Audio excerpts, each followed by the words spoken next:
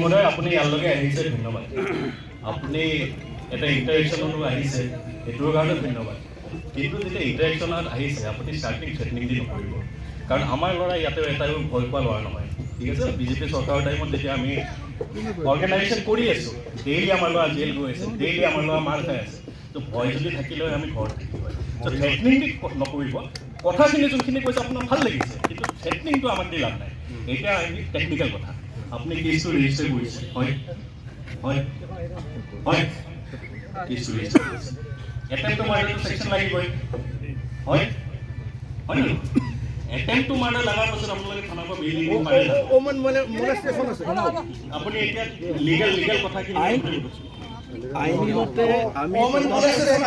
তদন্ত শেষ হোৱা নাই, আইনমতে আমি তদন্ত কৰি আছো আৰু আপোনালোকৰ পৰা আমি তদন্তত সহযোগ বিচাৰিছো।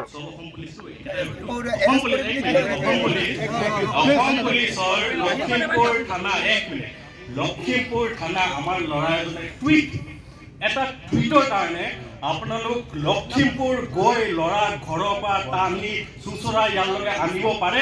আপুনি কৈ আছে নেকি যে এটা টুইটতকে সৰু এটেম্পটো মাৰ্ডাৰ? এটা ল'ৰা মৰি যায়, এই ল'ৰাটোৰ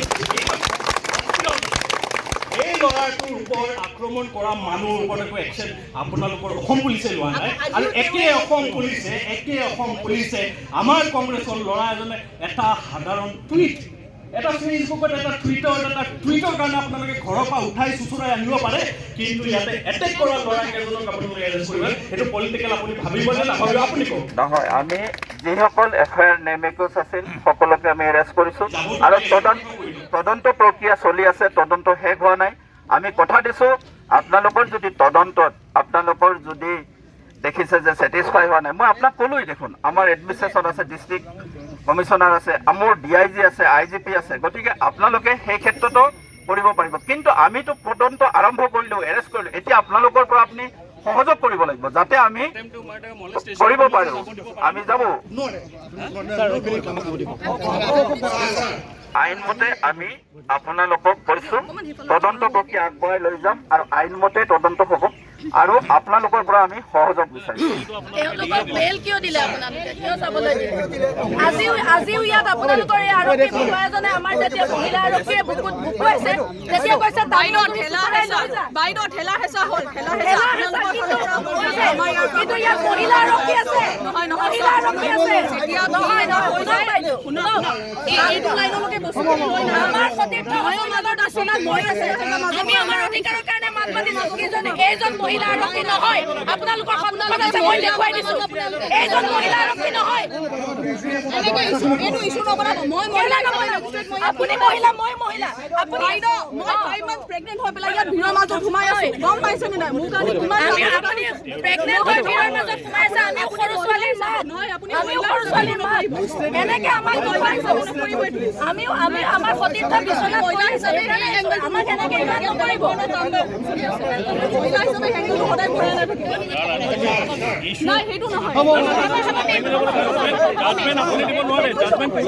আপুনি কিয় দিছে?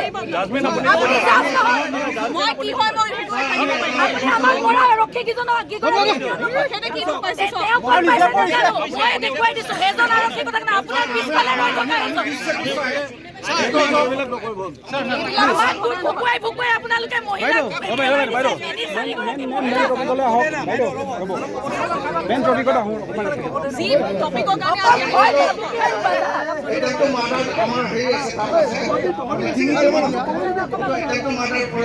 আৰু অমিত মলেষ্টেশ্যন আছে, সেইটো 74 হ'ব আৰু মানে গ্ৰেভিয়াৰ চাৰ পাই চাৰ বৰষুণ আছে, এইকেইটাতো নন বেইলেবল, গতিকে তেওঁলোকক বেইলেবল অৱশ্যে ক্ৰিমিনেল ইণ্টিমেশ্যন দিছে।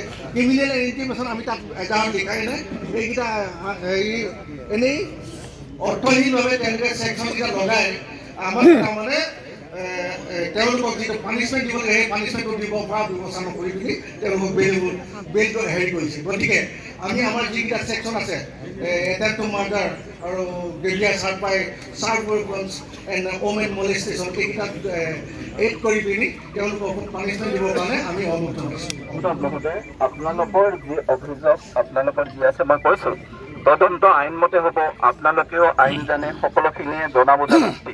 গতিকে এই ক্ষেত্ৰত মই আপোনালোকক কৈছোঁৱে, যদি আপোনালোকৰ কিবা আছে সেইখিনি কথাও আমাক, আজিতো মই ইয়াৰ পৰা গুচি নাযাওঁ বা ডি চি মহোদয়ো নাযায়, গতিকে আপোনালোকে সেইখিনিও আপোনালোকৰ নেতৃস্থানীয় মানুহ আহি আমাক ক'ব পাৰিব।